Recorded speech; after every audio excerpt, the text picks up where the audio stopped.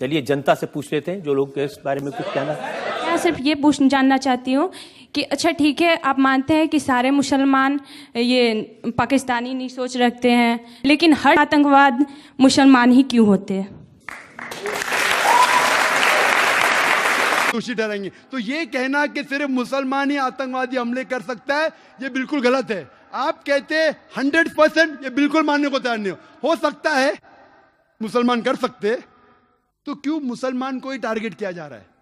बराबर तहकीक करो, मुसलमान रिस्पॉन्सिबल पकड़ो, हम आपका साथ देंगे, लेकिन बेबुनियाद पकड़ना मेरे हिसाब से सही नहीं।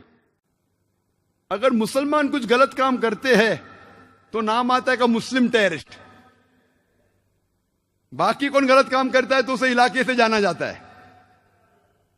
मुसलमान चाहे यूएसए में हो, सऊदी में हो, यूके में हो या इंडिया में हो, तो मुसलमान जैसा पहचाना जाता है।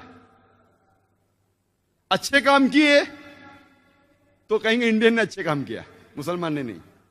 इंडियन को नोबेल प्राइज मिला, मुसलमान को नहीं। तो डबल स्टैंडर्ड्स क्यों? मैं ये नहीं कहता हूं कि मुसलमान ने आतंकवादी हमले नहीं किए। कोई भटके हुए मुसलमान हैं जो किए होंगे, मैं ये नहीं कहता हूं कभी नहीं किए, ये बिल्कुल गलत होगा।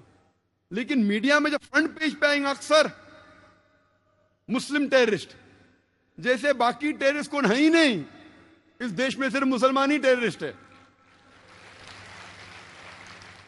जब तहकीक करते पता लगता है कि सिख टेररिस्ट भी है, बिंदनवाला ग्रुप, और ये सिख टेररिस्ट ने 5 जून सन 1984 में उन्हें गोल्डन टेम्पल को कब्जा किया। इंडियन आर्मी फोर्स जाती है, उनको बाहर निकालती, 100 लोग की हत्या होती है। उसके चंद महीने बाद 31 अक्टूबर सन 1984 में उस टाइम के प्रधानमंत्री राजीव गांधी की माता श्रीमती इंदिरा गांधी की हत्या होती है। उसकी खुद की सिक्योरिटी गार्ड उसकी हत्या करते हैं। आता है पेपर्स में security guard assassinated Shrimati Indira Gandhi. कौन था? सिख था। आज भी आप वेबसाइट पे जाएंगे, आपको यह नहीं मिलेगा कि सिख टेररिस्ट ने अटैक किया।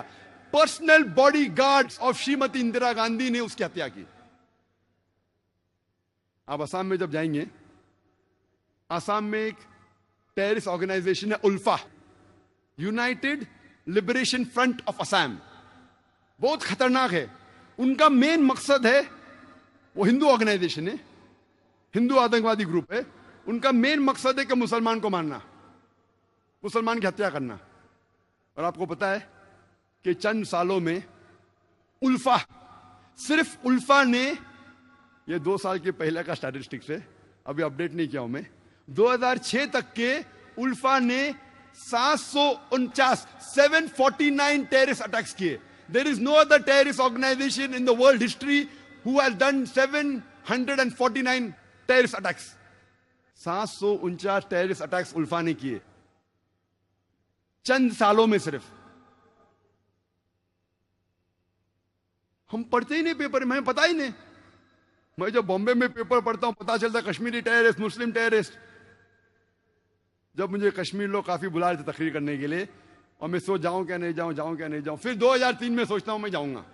अल्हम्दुलिल्लाह वहां की गवर्नमेंट पूरा इंतजाम करती है। और 14 साल के बाद सबसे पहली बार खुले आम पोलो ग्राउंड में तकरीर करने की परमिशन देती है। माशाल्लाह 1 लाख से ज्यादा लोग वहां मौजूद होते।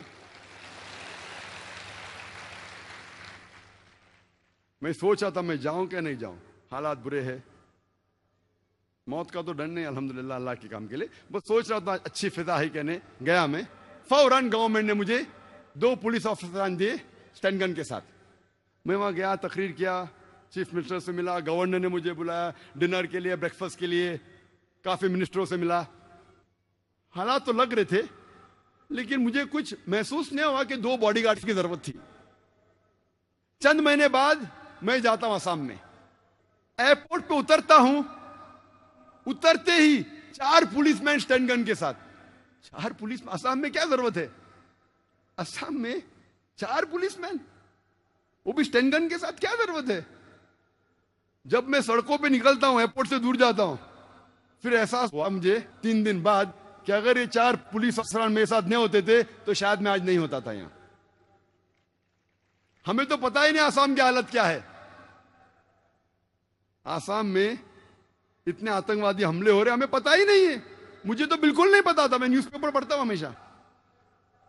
वहां जाने के बाद पता चला, इंटरनेट पे तहकीक करने के बाद पता चला कि वहां की terrorist organisation is one of the most dangerous, बहुत खतरनाक।